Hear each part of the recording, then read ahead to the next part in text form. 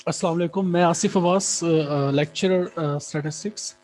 हमने काइस्कर चैप्टर को स्टार्ट किया हुआ था। कुछ हिस्सा उसका हमने पहले लेक्चर जो है हमारा लेक्चर 22 उसमें हमने उसको डिस्कस किया। और कुछ हिस्सा जो है वो हम आगे अभी आपके सामने स्टूडेंट्स हम लेके इसको पढ़ने लगे हैं। जहाँ तक हो गया तो उससे आगे हम स्टार्ट करने लगे सेकेंड ईयर का आपका स्टार्स का बेसिक स्टैटिस्टिक्स का। 15.4 तक हमारा हो गया था। आगे 15.5 है हमारे पास, जिसमें काइस के डिस्ट्रीब्यूशन के हवाले से। जो उससे पहले पहले हमने इंडिपेंडेंस का हमने पढ़ा और कॉन्टीजेंसी टेबल के हवाले से पढ़ा हमने। और हमने उसमें कुछ ऐसी चीज़ें जो थी कंसिस्टेंसी उस हवाले से पढ़ा, और फ्रिक्वेंसीज के ऑर्डर वगैरह के बारे में। अब यहाँ पे हमने जो पढ़ना है वो हमने ये पढ़ना है काइस के डिस्ट्रीब्यूशन के हवाले से, और उसके कुछ टेस्ट ऑफ इंडिपेंडेंस जो है वो हम पढ़ेंगे, लिमिटेशंस पढ़ेंगे, डायरेक्ट कोरिलेशन। ये 3-4 चीज़ें हमने इसमें पढ़नी है जो ज़्यादा इंपॉर्टेंट है और आपको पता भी होनी चाहिए स्टूडेंट्स, और आना भी चाहिए। Chi square distribution return as chi square. Students आप देख रहे हैं कि हमें एक्स नहीं लिखा हुआ, हम इसको एक्स स्क्वायर नहीं पढ़ेंगे।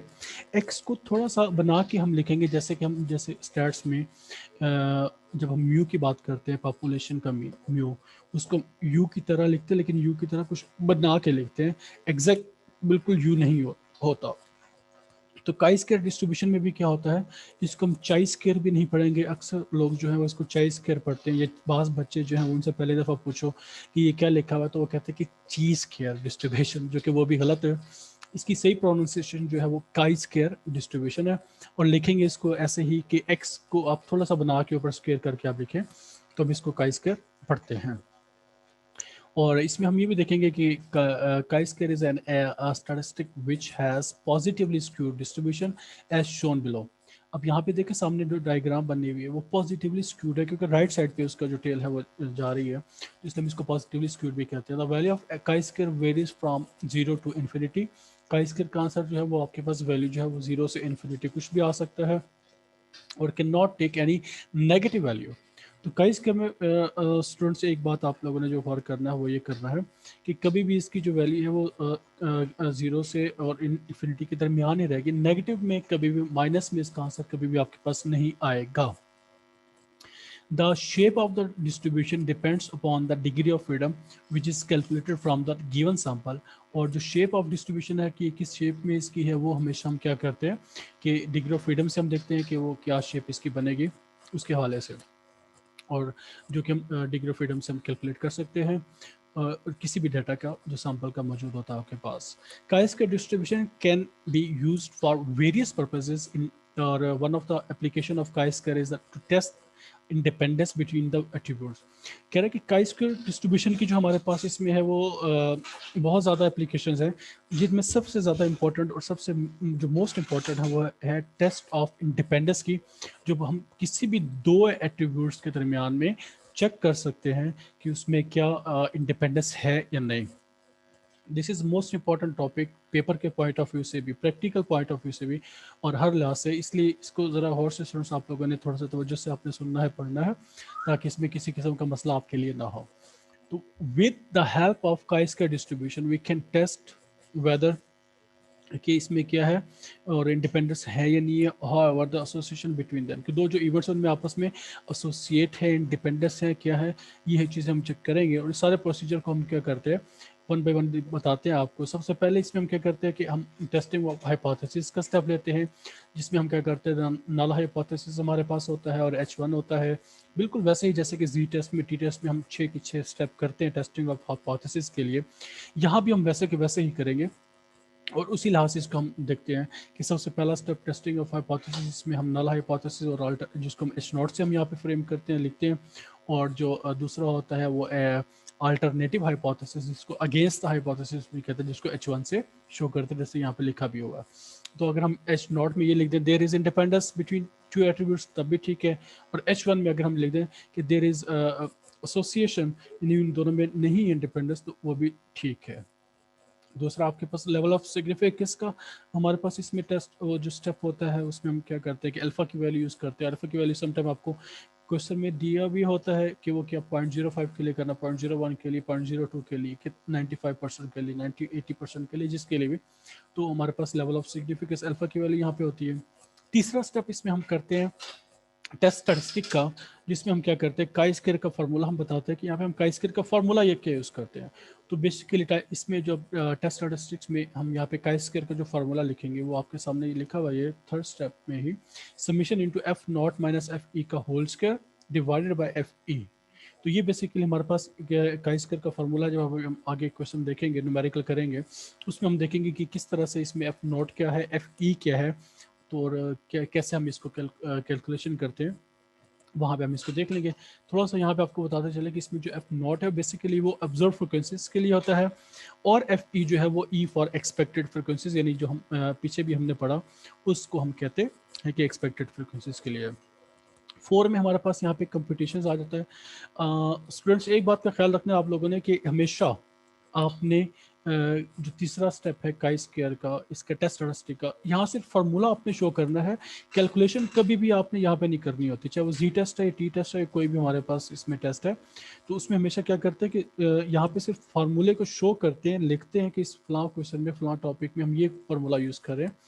ऐसा नहीं कि यहीं पे आप इसको वैल्यूज पुट करना शुरू कर दो, उससे फिर आपके जो है वो नंबर माइनस में जाते हैं, क्योंकि ये जो टेस्टिंग वाले जितने भी हमारे पास क्वेश्चन होते हैं इसके हर स्टेप के नंबर होते हैं। जब बोर्ड में आपका पेपर होता है तो हर स्टेप के नंबर उसमें मेंशन किए होते हैं। तो अगर आपने तीसरे स्टेप में फार्मूला बेशक ठीक लिखा और वहीं पे आपने कैलकुलेशन शुरू कर दी, आपके नंबर माइनस में जाएंगे बजाय ठीक पूरे के पूरे नंबर आपको मिले। चौथा जो आपका स्टेप है उसको आप कंप्यूटेशंस में नाम दे सकते हो, उसमें आप कैलकुलेशन कर सकते हैं कि आपने क्या करना है। अब जैसे फर्स्ट करो कॉन्टीजेंसी टेबल 2x2 का है, इसमें फिर हम देखते हैं कि इसमें हमने वैल्यू सारा डाटा जो आपके पास क्वेश्चन में दिया होता है उसको हम इसमें करते हैं। पांचवा आपके पास आ जाता है क्रिटिकल रीजन का, वो हम क्या करते हैं, काई स्क्वायर को हमेशा यहाँ पे चेक करते हैं, ग्रेटर है कि काई स्क्वायर अल्फा न्यू से। अब न्यू हमारे पास यहाँ पे अल्फा 0.05 फर्स्ट कर दिया हुआ है, न्यू आपके पास n-1 होता है। अगर हम सिंगल के लिए करते हैं तो हम अल्फा की वैल्यू देख के उसको हम देख लेते हैं आपस में कि हाँ ठीक है या गलत है, क्या क्या आ रहा है।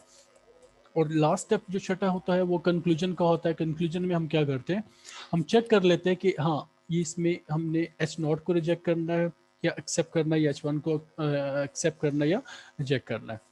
इसके लिए हम जो सारे के सारे हमने 6 स्टेप देखे, ये जो टेस्ट ऑफ इंडिपेंडेंस के, अब इसको हम एक क्वेश्चन से देख लेते हैं जिससे हमें अंदाज़ा हो जाएगा कि अगर न्यूमेरिकली आपके पास ये वाला क्वेश्चन आता है, किस तरह से आता है, कैसे पूछा जाता है, और हम और आप इसको किस तरह से कर सकते हो, ये हम देख लेते हैं। जैसे कि एग्जांपल 15.12 यहाँ पे लिखी हुई है कि let us consider the exam data of example 15.10 and calculate chi-square to examine the independence between the college education and liking for football। अब यहाँ पे देख लो 2 एट्रीब्यूट्स हम यूज कर रहे हैं कि एक हमारे पास आ रहा है जी कॉलेज के स्टूडेंट्स हैं, एजुकेशन है, और दूसरा जो हमारे पास आ रहा है कि बिटवीन जो उनके लाइकिंग फॉर फुटबॉल और नहीं है फुटबॉल उसके हवाले से। तो अब यहाँ पे सोल्यूशन में जब आप करते हो कि इसमें कॉलेज के जो मेल स्टूडेंट्स है उसको आपने अलग लिखा, और जो नॉन कॉलेज के जो मेल स्टूडेंट्स है उसको आपने लिखा, और एक तरफ आपके पास फुटबॉल के फैन का डाटा दिया हुआ है और दूसरी तरफ नॉट फुटबॉल्स के फैन का डाटा दिया हुआ है दोनों। अब ये ऑलरेडी क्वेश्चन 15.10 में एग्जांपल में आपको डाटा दिया हुआ सारा का सारा, जो जिसमें ए सेंटर में 55 लिखा हुआ है, और फिर उसके बाद 125 है, और फिर 45 है, और फिर 75। अब इसको आपने क्या किया, जो अब खुद हमने इसको यहाँ पे जो कॉलेज के एजुकेटेड मेल हैं उसको ए का नाम दे दिया, और जो नॉन कॉलेज एजुकेटेड मेल्स हैं उसको अल्फा का नाम दे दिया, उसके अपोजिट जो है एट्रीब्यूट। और इसी तरह से जो फुटबॉल के फैंस हैं उसको बी का नाम दे दिया, और जो फैन नहीं है फुटबॉल के उसको बीटा का। और अंदर जो वैल्यू हमारे पास 55 है, इसको डेफिनेटली हमारे पास ए बी का सम बन जाएगा, और जो 125 है वो अल्फा बी बन जाएगा, क्योंकि अल्फा और बी को मिला के जब लिखेंगे। और जो नीचे फिर इसके बाद है उसको ए बीटा का नाम दे देंगे जो कि 45 है, और alpha beta is equal to 75 हमारे पास यहाँ पे आ जाएगा। फिर टोटल हम कर लेंगे रो वाइज भी कॉलम वाइज भी। तो जब आप फर्स्ट रो को आप ऐड करोगे तो 180 आ जाएगा बी का सम, और जो सेकंड रो को हम ऐड करेंगे तो 120 आ जाएगा बीटा का सम। इसी तरह से जब कॉलम वाइज आप इसको ऐड करोगे तो ए का सम आपके पास 100 आ जाएगा, और अल्फा का सम आपके पास 200 आ जाएगा। और ये भी हमने पीछे बात की थी कि कॉन्टीजेंसी टेबल में हमेशा n जो होता है वो सेम आता है, जब कॉलम वाइज आप ऐड करो या रो वाइज ऐड करो। अगर हम यहाँ पे इसको कॉलम वाइज ऐड करें b का सम और बीटा का सम दोनों को, यानी कि 180 प्लस 120, तब भी 300 आ रहा है। और अगर हम इसको रो वाइज ऐड करें, a का सम 100 प्लस अल्फा का सम 200, तो तब भी 300 आ रहा है। अभी सारा डाटा हमारे पास, इसमें हमने इनको नोटेशंस भी दे दी, सारा कुछ नाम शम दे दिया, सम भी कर लिए, टोटल कर लिए, हमें सारा जो हमें चाहिए इसमें। अब हम स्टार्ट करते हैं क्वेश्चन इसी को न्यूमेरिकली, जो अभी हमने पीछे स्टेप्स देखे थे उसी को फॉलो करते हुए कि पहला हम टेस्टिंग ऑफ हाइपोथेसिस वाला लगाते हैं। तो उसमें हम क्या करेंगे स्टूडेंट्स कि हमेशा पहला जो आप एच नॉट लिखते हैं, तो उसमें हम लिखोगे आप कि there is independence between types of education and interest of for football. तो उसमें हम इंडिपेंडेंस के लिए पहले लिखेंगे कि जो एजुकेशन है, टाइप्स ऑफ एजुकेशन वो, और जो इंटरेस्ट ऑफ फॉर फुटबॉल, उनके दरमियान इंडिपेंडेंस है। और H1 में हम लिख देते हैं there is association between type of education and liking for football. तो ये एक आपने याद रखने का, कोई भी आपके पास अगर हम इसमें टेस्ट में करते हैं काई स्क्वायर में, तो देयर इज इंडिपेंडेंस बिटवीन जो भी एट्रीब्यूट्स दो दिए हुए उनके नाम आप यहाँ पे लिख लो, और H1 में हमेशा आप देयर इज एसोसिएशन लिख लो अगर बिटवीन जो भी आपके पास यहाँ पे दिए हुए हैं। दूसरा आपके पास अगर लेवल ऑफ सिग्निफिकेंस अल्फा, अब अल्फा की वैल्यू यहाँ पे इस क्वेश्चन में आपको 0.05 दी हुई है, वो हमने लिख ली। और तीसरा स्टेप आपके पास आ गया टेस्ट स्टैटिस्टिक का, जिसमें हमने वही किया कि हमने इसका फॉर्मूला जस्ट लिखा कि chi square is equal to summation into F naught minus F E का whole square divided by F E.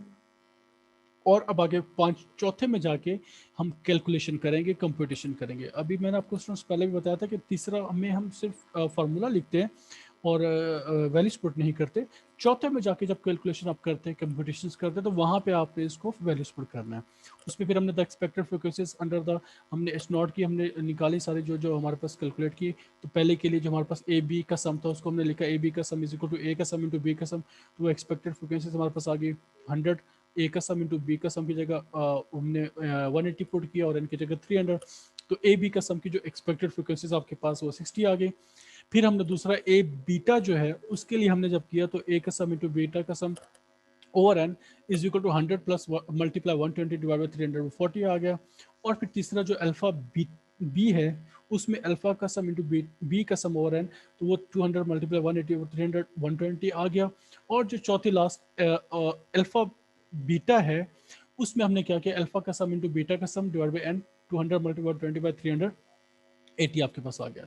तो फिर आपने इसका कॉलम से इसमें हमने बनाने हैं। सबसे पहले हमने कैलकुलेशन ऑफ काई स्क्वायर के लिए जो कॉलम बनाएंगे, एफ नॉट का कॉलम बनेगा, फिर एफ ई का बनेगा, फिर F naught minus F E का, फिर F naught minus F E का होल स्क्वायर ले लेंगे, और आखिर जो कॉलम है उसमें F naught minus F E का होल स्क्वायर को एफ ई पे डिवाइड कर देंगे। तो एफ नॉट में आपके पास जो ऑब्जर्व फ्रिक्वेंसीज आपके पास जो कि डाटा में ओरिजिनल ये फ्रिक्वेंसीज दी हुई है 55, 125, 45, 75, इसको हम लिखेंगे यहाँ पे। देख ले बिल्कुल एफ नॉट में कॉलम वाइज हमने 55 लिखा, 45, 125, 75, और एफ ई में जो जो आपने हर एक की 55 के लिए जो 55 के लिए आपने एक्सपेक्टेड फ्रिक्वेंसीज ऊपर निकाली 60 उसको लिख दिया, 45 के लिए जो हमने एक्सपेक्टेड फ्रिक्वेंसी निकाली 40 वो हमने लिख दी, और 125 के लिए जो हमने एक्सपेक्टेड फ्रिक्वेंसीज निकाली वो हमने 120 लिख दी, और 75 के लिए जो हमने एक्सपेक्टेड फ्रिक्वेंसीज निकाली ऊपर 80 वो हमने लिख दी। फिर एफ नॉट में से इस पहले कॉलम में से एफ नॉट में से एफ ई को माइनस करेंगे, 55 में से 60, 55 में से 60 माइनस के -5 आ गया, 45 में से हम 40 माइनस करेंगे 5 आ गया, इसी तरह से सारे माइनस कर देंगे। और फिर आगे इसका स्केयर लेंगे, और स्केयर लेने के बाद -5 का 25, 5 का प्लस हो जाएगा, 5 ऑलरेडी प्लस है उसका 5, -5 का प्लस 25। लास्ट कॉलम में हम ये करेंगे कि F naught minus F E का जो होल स्केयर आपने लिया है उसको एफ ई पे डिवाइड करते जाए। तो 25 को जो सेकंड लास्ट कॉलम है उसको हम 55 पे डिवाइड करेंगे, तो 0.4167 आ जाएगा।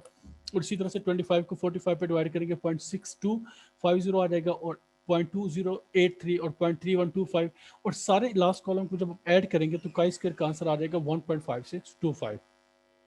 पांचवा स्टेप आपके पास क्रिटिकल रीजन का है, जिसमें हम क्या करेंगे, chi square greater than chi square alpha new. अब इसमें हमारे पास न्यू क्या होता है, n-1 होता है। वो ये होता है कि जब टोटल सैंपल नंबर्स हैं उसको हम क्या करते हैं, वन में से टोटल एट्रीब्यूट्स आपके पास होते हैं उसको वन में से माइनस कर दें तो आपके पास आंसर आ जाता है। अब एन आपके पास यहाँ पे 2 है, तो एन को 2 में से माइनस करें, 1 से माइनस करेंगे तो आपके पास सिंपल 1 आ जाएगा। और काई स्क्वायर को अल्फा को टेबल में जाके जब 0.05 को टेबल में इसकी वैल्यू 1 के साथ देखेंगे तो 3.841 आपके पास आंसर आ जाएगा। छठे में जाके फिर हम क्या करते हैं, कंक्लूजन कर लेते हैं। अब जो काई स्क्वायर का आंसर आपके पास स्टूडेंट्स आया 1.5625, इसको हम देखेंगे ये ग्रेटर है 3.841 से या लेस है। अगर तो कंडीशन सही आ रही है क्रिटिकल रीजन वाली तो फिर हम कंक्लूजन में क्या करेंगे, और अगर हम लेस आ रही तो फिर क्या करेंगे। अब जैसे यहाँ पे 1.56 ग्रेटर नहीं है ना, 3.1 जो है वो आपके पास छोटा होता है और 3 बड़ा होता है, तो ये गलत कंडीशन क्रिटिकल रीजन में आ रही है। तो छठे में जाके फिर हम क्या करते हैं, the calculated value chi square 1.5625 is less than critical value, so भी हम इसको एच नॉट को एक्सेप्ट कर लेते हैं। तो स्टूडेंट एक बात आपने याद रखनी है, अगर कंडीशन सही आ जाए तो आप एक लाइन खाली लिख दे जिसमें लिख दे कि अगर अगर कंडीशन सही आ रही है तो फिर हम लिख दे कि वी रिजेक्ट एच नॉट, अगर नहीं सही आ रही तो वी एक्सेप्ट एच नॉट। आपका आंसर यहाँ तक कंप्लीट हो सकता है बिल्कुल। उसके बाद आगे लिमिटेशंस आ जाती है आपकी काई स्क्वायर की, कि अगर आपके पास फर्स्ट करो जो ऑर्डर है वो ज़्यादा हो, 2x2 या काउंटे जैसे टेबल जो है वो 2x3 का हो, 2x2 की जगह 2x3 हो या 3x2 हो या 3x3 हो, तो फिर हम इसमें क्या करते हैं, उसके लिए हम ये लिमिटेशंस में देखते हैं। और इसके लिए आगे हम ये एक एग्जांपल देख लेते हैं। अब यहाँ पे देख लें कि स्टूडेंट्स के हमारे पास एक जो है वो फेवर अपोज अनडिसाइडेड, तीन आपके पास हैं जो इसमें एट्रीब्यूट है, और मैन वुमेन एक दो है, यानी कि 2x3 का जो हमारे पास कॉन्टिजेंसी टेबल है। इस सूरत में हम क्या करते हैं, यानी कि अगर फर्स्ट को 2x2 था जैसे कि अभी हमने पिछली एग्जांपल की, इसमें तो ए और अल्फा का नाम दे के और बी और बीटा का नाम दे के आराम से हम कर लेते हैं। अगर आपके पास 2x3 का जो कॉन्टिजेंसी टेबल मौजूद है, या 3x2 का कॉन्टिजेंसी टेबल मौजूद है, या 3x3 का मौजूद है, तो फिर हम क्या करेंगे, इसके लिए अगर हो तो फिर हम ये लिमिटेशन वाला हम करते हैं, हायर ऑर्डर अगर आपके पास आ जाए। जैसे कि यहाँ पे क्वेश्चन दिया हुआ है ना, public opinion survey 2000 persons were interviewed to given the opinion, the individuals interviewed are classified according to their attributes on certain social scheme and according to gender। तो इसमें अब आपके पास फेवर दिया हुआ है, जो इसमें फेवर में है, जो अपोज में है, अनडिसाइडेड है। कॉलम वाइज इस तरह से दिए और रो वाइज में क्या दिए, मैन और वुमेन का दे दिए, यानी कि दो एट्रीब्यूट्स हैं, दो ही, लेकिन उसमें आगे तीन तीन में एक आपके पास आ रहे हैं और दूसरे में दो आ रहे हैं। तो उसमें क्या करेंगे, कैलकुलेट का इसकर आपने करना है वही कि whether men and women men and women differ in their opinion about their social scheme. तो पहला आपने वही टेस्टिंग ऑफ हाइपोथेसिस वाला हमने स्टेप इसमें किया, जिसमें हमने किया कि देयर इज इंडिपेंडेंस, और दूसरे वाले में H1 में हमने क्या किया कि देयर इज एसोसिएशन। दूसरा स्टेप हमने जब इसमें क्या किया, स्टूडेंट्स के अल्फा की वैल्यू हमने अगेन वही 0.05 ले ली, और तीसरे में जाके हमने उसको जो फार्मूला हमारे पास का स्क्वायर का जो पहले हमने लास्ट क्वेश्चन में भी लिखा था वही हमने लिखा। चौथे में जाके जब कैलकुलेशन करनी है, यहाँ पे एक चीज आपको नहीं नजर आ रही है स्टूडेंट्स के, वहां पे हमने ए अल्फा बी बीटा था, क्योंकि दो एट्रीब्यूट्स थे। अब यहाँ पे एक में दो है और एक में तीन है, इसलिए फिर हम इसको ए अल्फा और तीसरे को हम अल्फा वन तो नाम नहीं दे सकते ना, इसलिए फिर हम इसमें क्या करेंगे, जो मैन वुमेन है उसको A1 A2 का आपने नाम यहाँ पे दे दिया, डिनोट कर दिया, और जो वो पीछे आपके पास थे फेवर में, अपोज में और अनडिसाइडेड में, उसको हमने B1 B2 B3 का नाम दे दिया। ये कंपटीशन में लिखा भी है ना, देखें इसने, let A1 A2 denote the rows and B1 B2 B3 denote the columns. और इसको डिनोट करके उसके बाद वही वैल्यूज आपने लिखी, फिर वही B1 का सम कर लिया, B3 का सम, B4 का, और B1 2 3 का, और इसी तरह A1 का सम A2 का सम हमने सारे कर लिए। उसके बाद सम करने के बाद फिर उसके बाद हमने एक्सपेक्टेड फ्रीक्वेंसीज वैसे ही निकालने जैसे पहले की थी। जैसे पहले वाले के लिए आपके पास A1 और B1 का सम है, उसमें आपके पास A1 का सम आ गया 1050 मल्टीप्लाई B1 का सम 1200 डिवाइड बाय टोटल 2000 है, डिवाइड किया आपके पास 630 आ गया। इसी तरह से बाकी सारा आपने एक्सपेक्टेड फ्रीक्वेंसीज निकाली, और A1 का सम, B1 का सम, A2 का सम, A3 का सम, B1 B2 सारे के सम भी आपने निकाल लिए। फिर आपने अगेन वही जो कॉलम बना लिए, जैसे कि अभी हमने लास्ट क्वेश्चन बनाया था, पहला एफ नॉट का, फिर एफ ई का, फिर F naught minus F E का, फिर स्केयर वही, अब जैसे पहले हमने बिल्कुल ऐसी कैलकुलेशन की थी वैसे ही है इसमें, और आखिर में जाके F naught minus F E का जो होल स्केयर आपने किया उसको एफ ई पे डिवाइड करना है। अब एफ नॉट में क्या किया, वही 6450 320 280 280 70 हमने वही जो ओरिजिनल वैल्यूज है वो लिख ली, और एफ ई में जो आपने हर एक की एक्सपेक्टेड फ्रिक्वेंसीज निकाली है उसकी वैल्यूज हमने लिख ली, यानी कि पहली 6000 के लिए 630 आ गया, 450 के लिए 420, इसी तरह से बाकी सारे। फिर आगे हमने एफ नॉट को एफ ई में से माइनस करके कॉलम बना लिया, जो कि -30 -30 +30 -40 40 70 -70 आ गया। फिर इन्हीं का हमने इस कॉलम का स्केयर ले लिया जो F naught minus F E का एफ ई है, तो -30 का स्केयर जैसे 900 आ गया। इसी तरह बाकी सारे वैल्यूज को हम स्केयर ले लिए, और लास्ट कॉलम में इस कॉलम को 900 को हमने एफ ई पे डिवाइड कर दिया, जब 900 को 630 पे डिवाइड किया 1.43 आ गया। इसी तरह से आगे फिर दोबारा डिवाइड करते गए, तो सारे करके फिर आखिर में टोटल जब आपने किया 73.01 आपके पास इसका आंसर आ गया। अब का स्क्वायर का आंसर 73.0 आ गया, और 5 में क्रिटिकल रीजन में जब हमारे पास डिग्री ऑफ फ्रीडम का फॉर्मूला यहाँ पे हम यूज़ करेंगे, r -1 इंटू सी -1 जो कि हम यूज़ करते हैं, उसमें हमने 2 -1 इंटू 3 -1, यानी कि r की जगह 2 और c की जगह भी आपके पास यहाँ पे 3 कॉलम्स हैं, और टू रोज और 3 कॉलम है, तो 2 -1 इंटू 3 -1 तो 2 आ गया। और का स्क्वायर 0.05 को वही अगेन हमने 2 में जब देखा तो 5.99 आता है, और का स्क्वायर का आंसर 73 है। अब 73 बड़ा है ना स्टूडेंट इससे 5.9 से, तो आखिर स्टेप में कंक्लूजन में जाके हम कह देंगे we reject H naught. Last topic आपका है इसमें हमारे पास रैंक कोरिलेशन का, कि अगर हमारे पास कोई डाटा इस तरह से दिया हुआ है जिसमें हमें रैंक करना पड़ता है, रैंक करते हैं, बस उसमें हम क्या करते हैं, we are often from with situation where the basis data are not available in numerical magnitude, but where the ranking can be developed used to examine the relationship between these data sets. Students for example इस तरह क्या होता है कि मिसाल के तौर पे अगर एक क्लास में अगर 10 बच्चे हैं तो हर बच्चे के किसी के 10 नंबर आते हैं, एक टेस्ट अगर 25 नंबर का हुआ, एक के 25 आ गए, एक के 7 आ गए, एक के 15 आ गए, एक के 10 आ गए, एक के 12 आ गए, एक के 11 आ गए, एक के 9 आ गए, तो उसमें आप क्या करते हैं, रैंकिंग करते हैं ना, क्लास में टीचर आपको पोजीशन असाइन करते हैं, जिसके सबसे ज़्यादा नंबर उसको पहली पोजीशन, उसके बाद उसको सेकंड फिर थर्ड। तो बेसिकली यहाँ भी हम वही काम करते हैं कि इसको रैंकिंग करते हैं और उस रैंकिंग वाले डाटा को आगे हम लेके फार्मूले में चलते हैं। अब यहाँ पे जैसे अभी डाटा दिया हुआ है आपको, एग्जांपल नंबर 15.5 में भी आपको नजर आ रहा है कि स्टूडेंट्स के ऑलरेडी रैंक हुए हुए मार्क्स हैं, कि रैंक बिफोर रैंक आफ्टर। एक स्टूडेंट तो उसके मार्क्स थे, कुछ भी था डाटा, तो उसको फिर आपने रैंक किया तो पहले के लिए 1 आ गया, रैंक बिफोर उसमें बी के लिए 2 आ गया, फिर 3 आ गया, इसी तरह से जे के लिए 10, और फिर जो पहला जो है उसको रैंक आफ्टर के बाद उसका जब था उसने पेपर दोबारा अच्छी तैयारी की, फिर उसके 6 आ गया, बी के 5 आ गया, और इस तरह से सारा है। हाँ, एक चीज़ आपने जहन में रखना है कि जो हमेशा फार्मूला इसमें हम लिखेंगे वो लिखेंगे R S is equal to 1 minus 6 summation D square into N over N square minus 1। अब इसमें देख लें स्टूडेंट्स कि हम कहीं भी एक्स वाई को हम नहीं कर रहे, बल्कि डी को हम यूज कर रहे हैं, और डी आगे क्या है, बेसिकली रैंक कोरिलेशन को ही शो करता है, कि उसी की मदद से हमारा ये सारा टाइप हम जो क्वेश्चन फार्मूला कर सकते हैं। अभी जो डाटा आपके पास था रैंक एक्स और बिफोर, आगे सिर्फ 2 कॉलम हमने बनाने और हमारा भी चैप्टर भी एंड हो जाएगा, टॉपिक भी एंड हो जाएगा, कि d is equal to X minus Y का कॉलम एक आपने बनाना है और एक डी स्क्वायर का। अब d is equal to X minus Y, बिल्कुल जैसे कि 4 क्लास का बच्चे का जो स्टूडेंट होता है उसको भी पता ही होता है कि एक्स माइनस वाई करें तो आपने पहले एक्स वाले कॉलम को वाई में से माइनस करें। अब यहाँ पे जैसे एक्स में 1 है और वाई में 6 है, तो 1 माइनस 6 आपने किया माइनस 5 आ गया, 2 माइनस 5 आपने किया माइनस 3 आ गया, 3 माइनस 8 माइनस 5, 4 माइनस 9, इसी तरह से सारा माइनस करके डी का कॉलम आपके पास बन गया। और लास्ट कॉलम जो इसमें आपके पास डी स्क्वायर का बनेगा, उसमें आपने जो डी का कॉलम आया उसको माइनस 5 का स्क्वायर 25, डेफिनेटली स्क्वायर में वो प्लस हो जाएगा, और माइनस 3 9, इसी तरह से सारा आप स्क्वायर ले लिए, और एंड पे जाके इस कॉलम को सिर्फ हमें इस पे समीशन डी स्क्वायर चाहिए, क्योंकि फॉर्मूला हमारे पास था ना, समीशन डी स्क्वायर यूज हो रहा था, तो इसलिए हमें सिर्फ यहाँ पे डी स्क्वायर का सम चाहिए, बाकी और किसी का हमें सम नहीं चाहिए। फिर आपने फॉर्मूला लिखा Spearman rank correlation coefficient R S is equal to 1 minus 6 summation D square into N over N square minus 1। तो वैल्यूज आपने पुट कर दी 1 माइनस 6 इसी तरह से, और समेशन डी स्क्वायर की जगह 218 218, और डिवाइडेड बाय एन, एन की जगह आपके पास कितने स्टूडेंट्स है, 1 2 3 4 5 6 7 8 9 10 10 स्टूडेंट्स है, एन की जगह 10 आ गया, इंटू एन स्क्वायर, 10 का स्क्वायर वो 100 हो जाएगा, इसलिए यहाँ पे डायरेक्ट 100 लिख दिया माइनस 1। कैलकुलेशन करेंगे तो आंसर आपके पास जो आ जाएगा माइनस 0.32।